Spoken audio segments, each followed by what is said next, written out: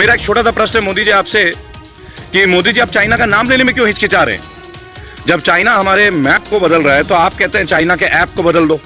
मुझे समझ में नहीं आता मोदी जी, आपके अंदर का जो सारा वीर रस है वो केवल हमारे देश के विभिन्न राजनीतिक पार्टियों के लिए सीमित है क्या?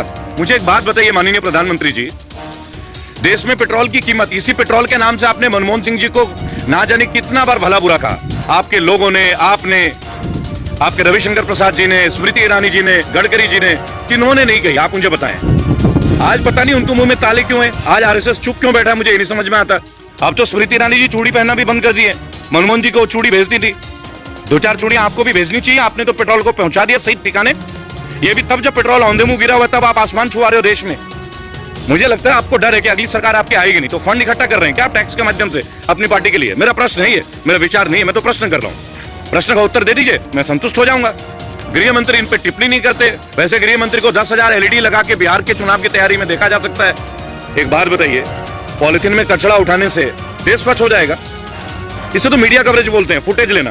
कितना फुटेज चाहिए आपको? और एक काम करते हैं, सारे चैनलों में हम ना अपनी टी शर्ट में आपका नाम प्रिंट करा लेते हैं, our greatest prime minister till date who has led us down, that is honourable Narendra Singh Modi ji. आज की डेट में ह्यूमन राइट्स का नाम कुछ है ही नहीं। कोई कुछ बोल दे, उठा के जेल में कोई ना कोई मुकदमा लगा देना है, कोई बोले ना। और वैसे फ्रीडम ऑफ स्पीच हमारे संविधान की समझ आपकी पार्टी को है ही नहीं। कोई भी कुछ भी बोल देता है, कोई भी कुछ भी बोल देता है। कुलदीप सेंगर जैसे लोग, कितने प्रमाण दूं आपको? जय हिंद, जय भारत। मैं रेबल सदानंद पति, भाइयों और बहनों, आपके साथ फिर से। और एक विषय था तो लगा कि आप लोगों के साथ शेयर कर लें। माननीय प्रधानमंत्री जी, आपको नमन। मुझे लगता है कुछ भी करते मीडिया आपके साथ ही चलती है। ऐसा लगता है जैसा मीडिया फोकस्ड है आपके, विशेष तौर पे ट्रिप और यात्राओं के लिए ही मीडिया शायद आज वर्क कर रही है। लोगों की समस्याएं क्या हैं क्या नहीं है वो तो शायद मीडिया आजकल दिखाती भी नहीं है। 2 दिन पूर्व प्रधानमंत्री जी आप लद्दाख की यात्रा पे जाते हैं, वहाँ जाके आप लोगों से मिलते हैं, हमारे वीर सैनिकों से मिलते हैं, हमारे घायल सैनिकों से मिलते हैं और उनके हाल पता करते हैं। अच्छा लगा, उनका हाल पता करना एक बहुत अच्छी बात है। एक जिम्मेदारी भी है जो पहले ही कर देनी चाहिए थी, आपको पहले ही जाना चाहिए था। खैर कोई बात नहीं, लेकिन वहाँ जाके आप स्टेटमेंट देते हैं कि साम्राज्यवाद की नीति बहुत हुई। आखिर कौन साम्राज्यवाद की नीति बढ़ा रहा है? चाइना? तो चाइना का नाम ही ले लेते। हम देश आगे बढ़ रहा है, देश अपने दम पे बढ़ रहा है, ये बातें आप करते हैं। जब आप घायल सैनिकों से मिलने गए, जब वीर गति को प्राप्त हुए सैनिकों के परिवार से आप मिलने गए, तो आप ये भी जानते होंगे कि इन वीर सैनिकों की हत्या कैसे हुई। ये बात मुझे आपको बताने की आवश्यकता तो है नहीं, क्योंकि आपके पास तो एक अच्छी इन्फॉर्मेशन हमेशा रहती है।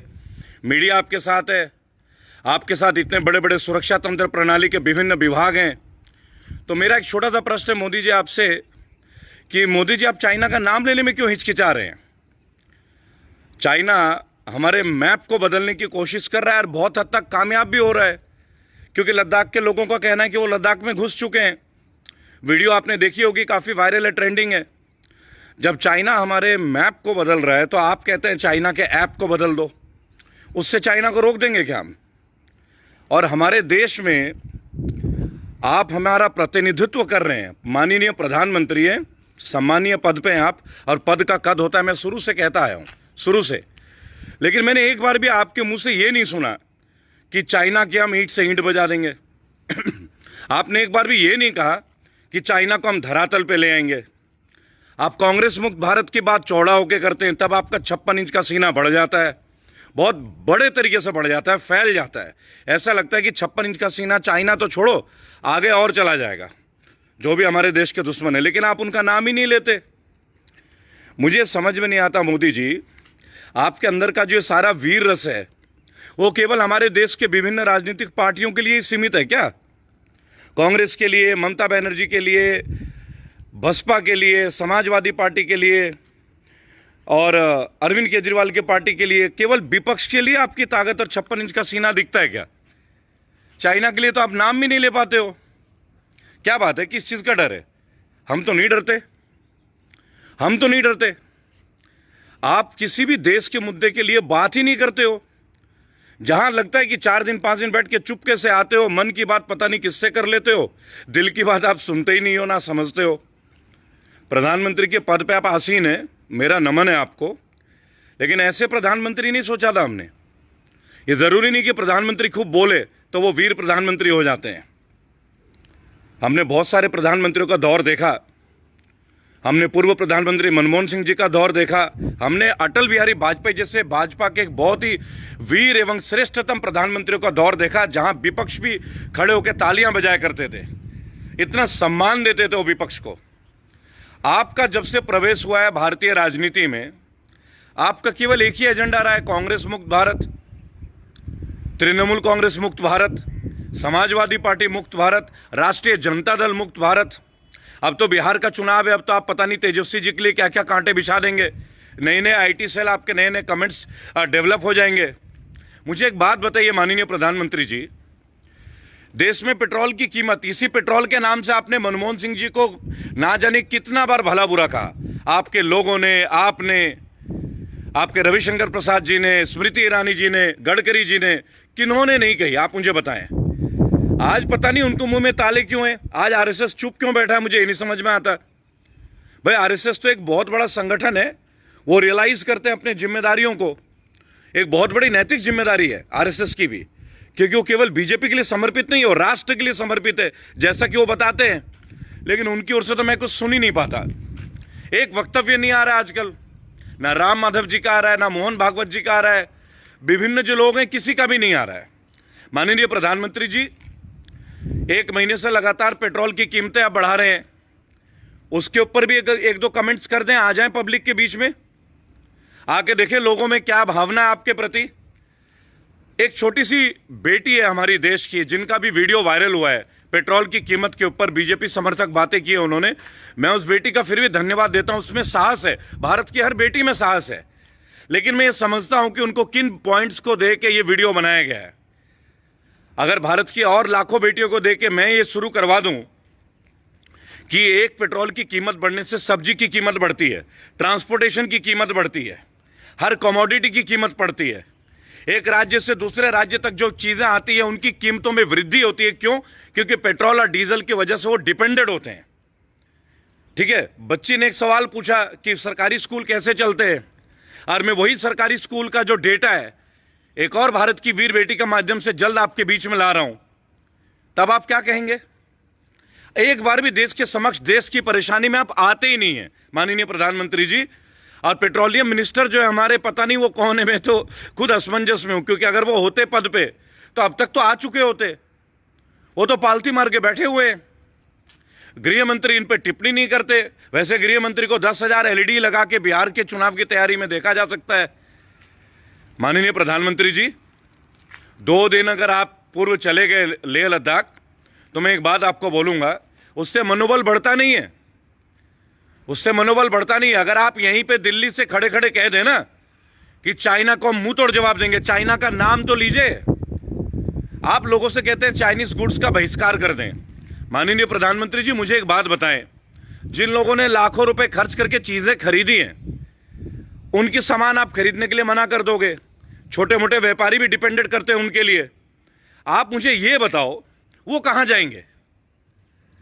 आप ही ने मौका दिया था ना जी, आपने इंपोर्ट बंद करा देना था, ना माल आता ना लोग फंसते। अपनी भावना के लिए आप लाखों करोड़ों छोटे छोटे जो व्यापारी हैं, जो चाइना के गुड़ का भी काम करते हैं, आज उनके आपने लगा दिए फिर से, जिसे लंका लगाना बोलते हैं, लग गई उनकी। अब मुझे एक बात बताएं भाई साहब, माननीय प्रधानमंत्री जी, ये कैसी रणनीति है, ये कैसा सुशासन है, ये कैसा गुड गवर्नेंस है आपका? आप चाइना का गुणगान कर रहे थे पिछले 1 साल के अंदर। जिनपिंग जी का मुखौटा बच्चों को गुजरात में, तमिलनाडु में, पता नहीं कहां कहां लेकर आपने रैलियां करवा दी। तब आपको नहीं पता था कि इस पड़ोसी का ड्रैगन जो है क्या है, आप नहीं जानते। चाइना का इतिहास रहा है, आप तो इतिहास के अच्छे ज्ञाता रहे हैं, बहुत बढ़िया तरीके से इतिहास आपके लोग पढ़ते होंगे। अब चाइना हमारा भूगोल बदल रहा है, अब चाइना हमारा भूगोल बदलने में लगा है। आप चाइना का ऐप बदलने में लग गए, टिकटॉक बंद कर दो, यूसी ब्राउजर बंद कर दो, और पता नहीं कौन कौन से एप्लीकेशन बंद कर दो। आखिर इन एप्लीकेशंस को लागू करने की परमिशन किसने दी?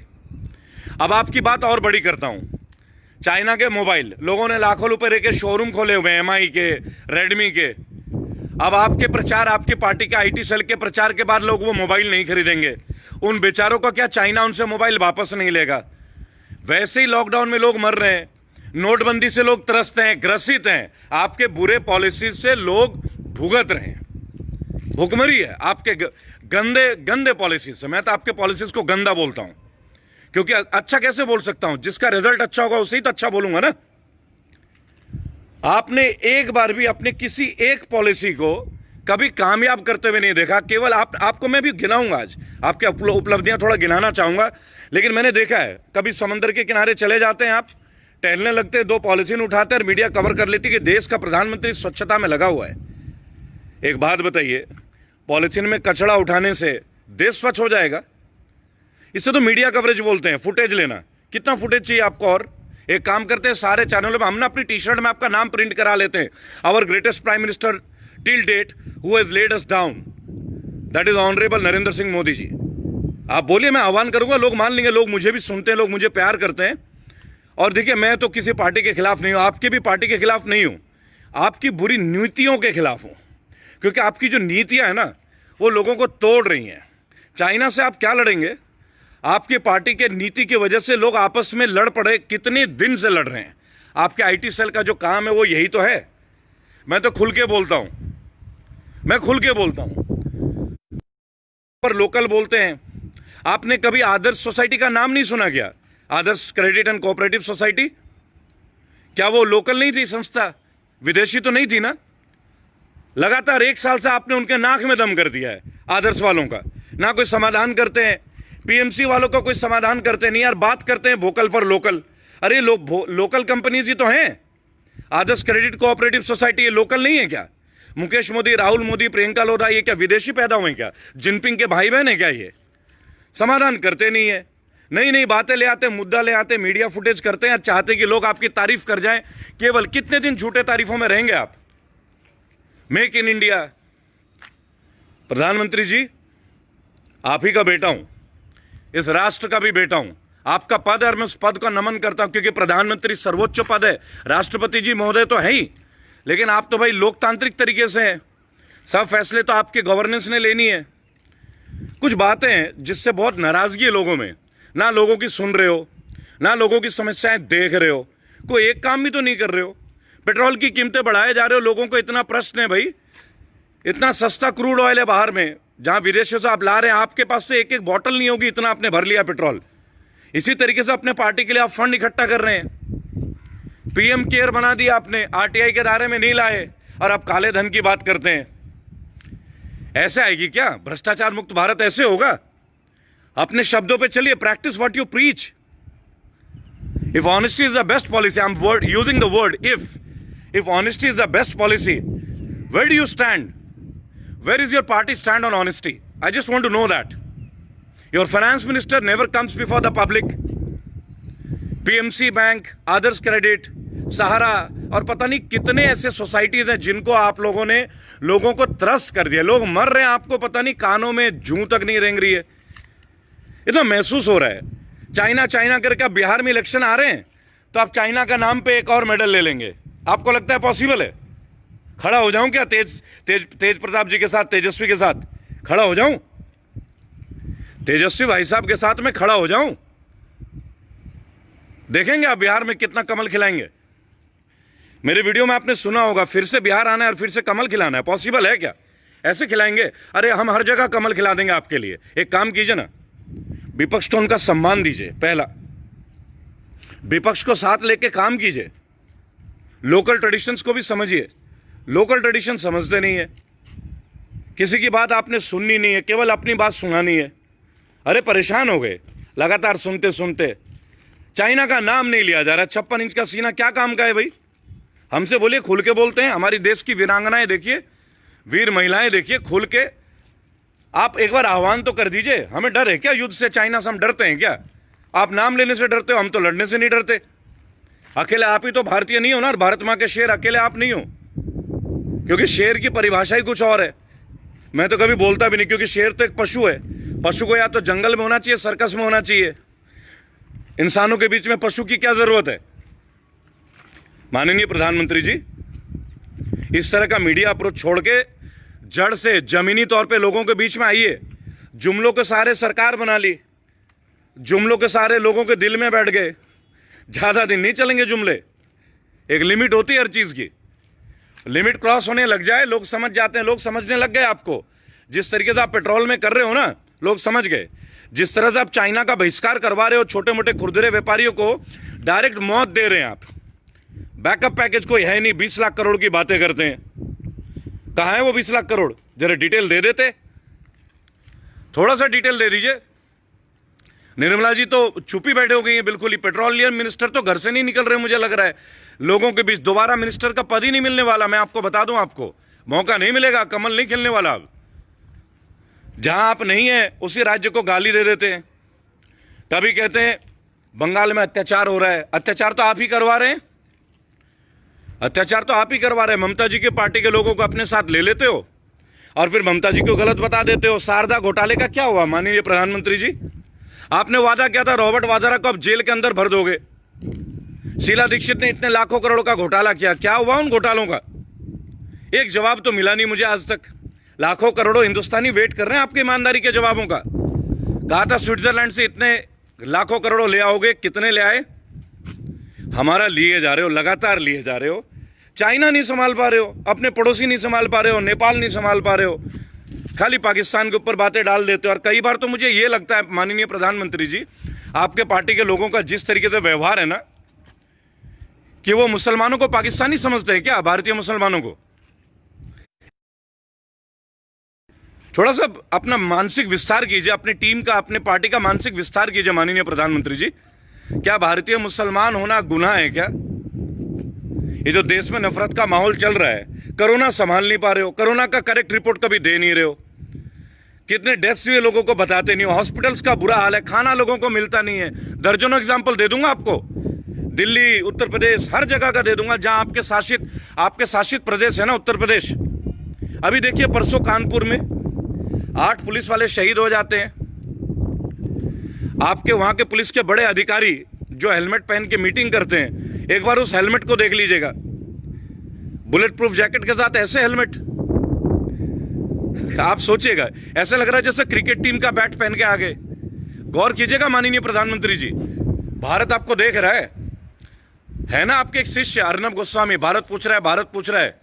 आज तक हिम्मत नहीं हुई भारत अर्नब गोस्वामी जी को एक बार मुझे बुलाने की। एक बार बुला के तो देख लें, मैं उन्हें ये सिखा दूंगा कि भारत कैसे पूछता है। मैं उन्हें ये बता दूंगा कि एक भारतीय के मन के प्रश्न क्या होते हैं, और मैं उन्हें ये जता दूंगा कि एक भारतीय के विचार कैसे होते हैं, एक भारतीय की ताकत क्या होती है, एक भारतीय की सहनशीलता कैसी होती है, एक भारतीय का धैर्य कितने बड़े लेवल का होता है, ये मैं बताऊंगा आपको। हर जगह केवल छोटी छोटी फुअड़ बातें, आपकी पार्टी के आईटी टीम के मैसेजेस। हम तो दुखी हो गए एज ए प्रधानमंत्री, हमने किसको सेलेक्ट कर लिया भाई? और माननीय प्रधानमंत्री जी, पहले तो नहीं मानता था, अब एक बात को दावे से कहता हूं, अगर भाजपा में इतना ही दम है ना, इतनी शक्ति है, इतनी क्षमता है, चलिए एक चैलेंज देता हूं आपको। आइए इलेक्शन बैलेट पेपर में करते हैं, ईवीएम को छोड़ते हैं, एक बार बैलेट पेपर से चुनाव करा लीजिए। जापान जैसी इतनी बड़ी देश, आज भी बैलेट पेपर में चुनाव होते हैं। आइए ना, एक बार बैलेट पेपर में चुनाव करते हैं। ईमानदार आदमी को तो घबराना नहीं चाहिए। आप तो ईमानदार व्यक्ति हैं, आपकी तो टीम ईमानदार है। क्यों नहीं चैलेंज को स्वीकार करते हैं आप? क्यों नहीं स्वीकार करते हैं? विपक्ष को खरीदने का काम होता है। कभी ज्योतिरादित्य सिंधिया को ले लेते हैं, कभी कर्नाटका में गिरा देते हैं। एक भी राजनीतिक कदम ऐसा नहीं है जो सम्मानीय हो, जो सराहनीय हो। कमाल की बात करते हैं। मैं तो ये सोच के अफसोस करता हूं, 2 बार आपको वोट कैसे दे दिया।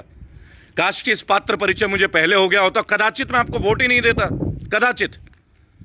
देखिए मेरे साथी भाइयों और बहनों जो मुझे फेसबुक में लाइव अभी देख रहे हैं, एक छोटी सी बात बोलूंगा, एक लाइक कर देना प्लीज। लाइक से पता क्या लगता है? केवल व्यू नहीं, लाइक कर दिया कीजिए।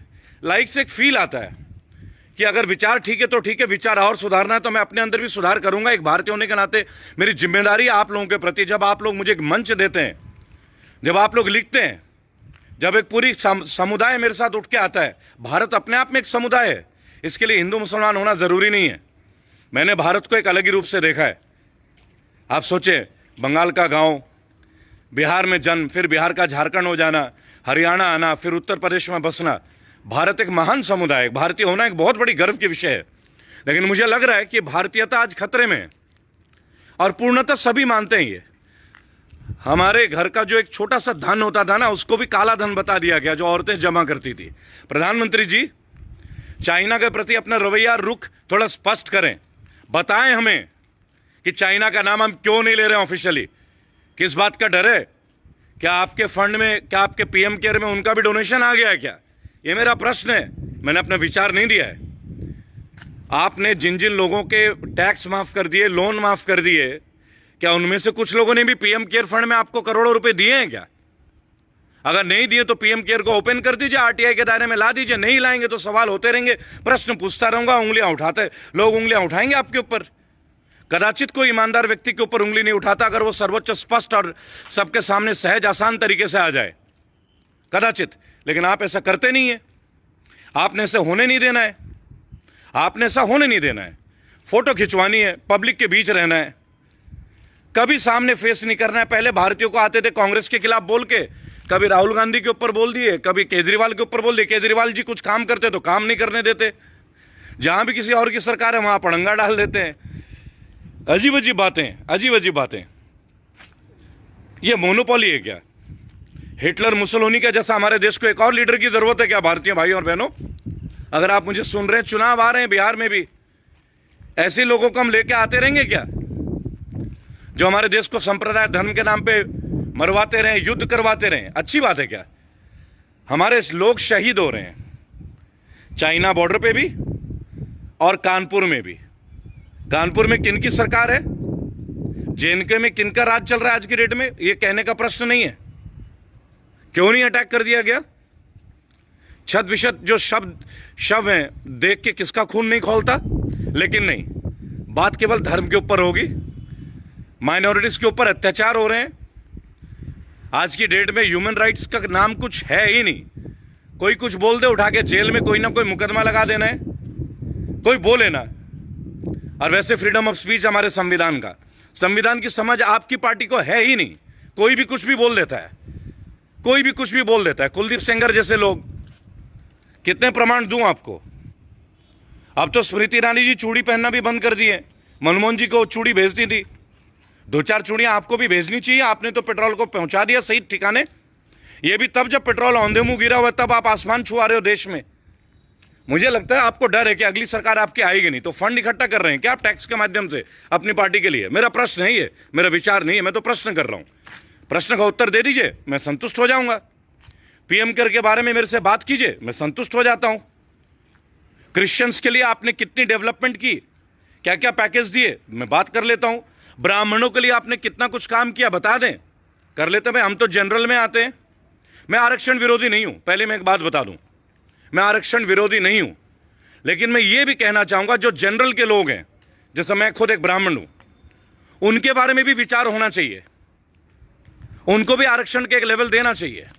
नहीं देंगे तो नाइंसाफी है, क्योंकि ब्राह्मण के बच्चे भी पढ़ते हैं, जनरल कैटेगरी के बच्चे भी पढ़ते हैं, उनका स्कोरिंग एक हाई लेवल पे होता है, उसके बावजूद उन्हें सिलेक्शन नहीं मिलती तो कष्ट होता है, माँ बाप के सपने टूटते हैं। आप दलित को आरक्षण दीजिए, मैं सम्मान करूंगा, क्योंकि दलित है आरक्षण के योग्य। बहुत सारा कष्ट है उनको, मैं समझता हूं, लेकिन मैं किसी और के आरक्षण के विरुद्ध नहीं हूं, कदाचित नहीं हूं।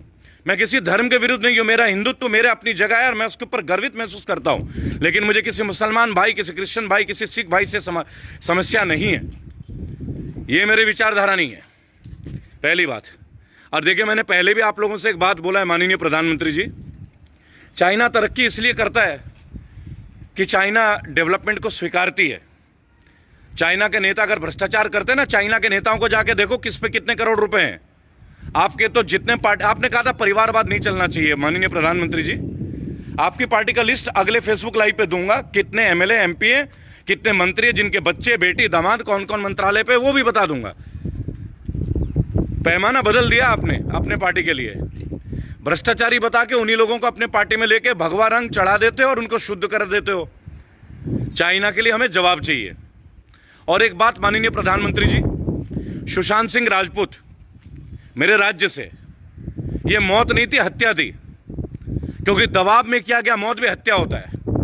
एक टिप्पणी नहीं है आपका, सीबीआई इंक्वायरी करा दीजिए। करण जौहर जैसे लोगों को हम झेल रहे हैं, कहां है आपका सूचना मंत्रालय? कुछ गौर ही नहीं कर रहे। एक युवा अपने दम पे जो आया, बगैर कोई फिल्मी माँ बाप के, आज वो मरने पे विवश हो जा रहा है। आप ये उसकी हत्या है, ये सुशांत सिंह राजपूत की हत्या है, अकाल मृत्यु है ये, अकाल मृत्यु। आप चुप बैठे हैं। कहाँ है आपके सेलिब्रिटी टीम? सनी देओल जी, जिनका 2.5 किलो का हाथ है। क्यों भाई सनी देओल भाई साहब, आपका एक साथी, यंग साथी मर जाता है, बोला नहीं जा रहा है आपसे। क्या कष्ट है भाई? फिल्मी जगत से आके सीधे MP बन जाते हैं आप। इसीलिए आए थे क्या भाजपा में? इसलिए चुन के आए थे? भाइयों और बहनों, थोड़ा पहचानिए इन लोगों को। आगे के जो चुनाव है, तेजस्वी जी, इस वीडियो के माध्यम से फिर से मैं आग्रह करूंगा, बिहार एक बदलते हुई तस्वीर का परिचायक होगा। मैं तैयार हूं बिहार के लिए। मेरे भाई, आप अकेले युद्ध कर रहे हैं, तेजस्वी जी, युद्ध कर रहे हैं आप। मैं ऑफिशियली इस बात को डिक्लेयर कर रहा हूं, आप युद्ध कर रहे हैं। इस युद्ध में मैं आपके साथ हूं, आऊंगा मैं आपके लिए, और अकेला नहीं आऊंगा। आपके आशीर्वाद से, आप लोगों की दुआओं से बहुत सारे मेरे फॉलोअर्स हैं, मेरे भाई हैं, बंधु हैं, मेरे चाहने वाले जो वक्त देने के लिए तैयार हैं मेरे साथ। डॉक्टर कफील जो आज जेल में, इनके लिए भी लड़ूंगा। जल्द इनके परिवार से संपर्क साध रहा हूं, लड़ूंगा। जितना मेरा सामर्थ्य मैं कर रहा हूं, जहां जहां जाना है जा रहा हूं, कोर्ट भी जा रहा हूं लोगों के लिए, कोर्ट भी जा रहा हूं। ऐसा नहीं है कि केवल सीमित इस वीडियो तक। फिजिकली पिछले 2 महीना आराम से नहीं बैठा हूं। उन लोगों से पूछिए जिन लोगों से लगातार मिल रहा हूं, जहां जहां सफर कर रहा हूं। ना कोरोना का फिक्र करता हूं, बस ईश्वर में यकीन करता हूं। आप लोगों की दुआएं हैं मेरे साथ। जब मेरे को लोग कॉल करते हैं, चर्च के पादरी कॉल करते हैं और बोलते हैं, my son we are with you, we are praying for you, यहां से, USA से, कनाडा से, भारत के विभिन्न प्रांतों से, तो लगता है कि हाँ भाई, लोगों का आशीर्वाद प्राप्त है। इस तरह लोगों की आवाज को दबने नहीं दूंगा। भाई तेजस्वी यादव जी, आप युवा हैं, देश आपके ऊपर बहुत उम्मीद रखता है। जो विपक्ष को खत्म कर रहा है ना, वो विपक्ष को मजबूत होने की जरूरत है। मेरे भाई, मैं अपना सहयोग आपको देने के लिए तैयार हूं, मैं अपना वक्त आपको देने के लिए तैयार हूं। 3 महीने बिहार को दूंगा, एक एक गली जाऊंगा, पूरी चीज तैयार कर रखी है, पूरी चीजें तैयार की हैं। जहां भी इलेक्शन होंगे ना, इनकी काया पलट कर दूंगा। इंतजार कर रहा हूं। कुछ लोगों से बात हुई आपके माध्यम से, जो लोग हैं, आपका इंतजार कर रहा हूं अभी। कृपया इस बात को गौर कीजिएगा। वॉलंटियर्स तैयार हैं, and we are educated people. Tejashwi ji, we are educated people, we know how to fight against the BJP IT team. इनके IT टीम से कैसे फाइट करना है, नहीं हमें आता है। मैं तमाम लीडरों से एक बात बोलूंगा, ममता जी आपसे भी हाथ जोड़ के विनती करूंगा, ये जो राज्यों के खिलाफ षड्यंत्र हो रहा है ना, आप बुलाएं। इन षड्यंत्रों को हम लोग विफल कर देंगे। Together we can and together we will. हम 12वीं पास नहीं है। एक बात बोलूंगा, जो शिक्षा मंत्री के पद का ख्वाब देखते हैं, आप जानते हैं मैं इशारा किसके लिए कर रहा हूं, आप अच्छी तरह जानते हैं। ऐसे लोगों को बता दिया जाता है। देखिए भाई और बहनों, चाइना का बहिष्कार अवश्य कीजिए, लेकिन एक बात मैं आपसे बोलूंगा, उन लोगों के बारे में भी सोचिएगा जिन्होंने लाखों रुपए का सामान खरीदा हुआ। उन बेचारों की क्या गलती है? इसी सरकार ने परमिशन दी, इन्होंने इंपोर्ट कराया, इन्होंने कमाया, चाइना से जमीन दे दी, और अब कहते हो उनको बंद कर दो, नीचे वाले को मार दो। इस बीजेपी की नीति ये रही कि नीचे वालों को मार दो अच्छे तरीके से। जो गरीब है, मैं आपको आज एक बात बता दे रहा हूं, बेबस जनता है और मजबूत सरकार है। बेबस जनता बनाम मजबूत सरकार।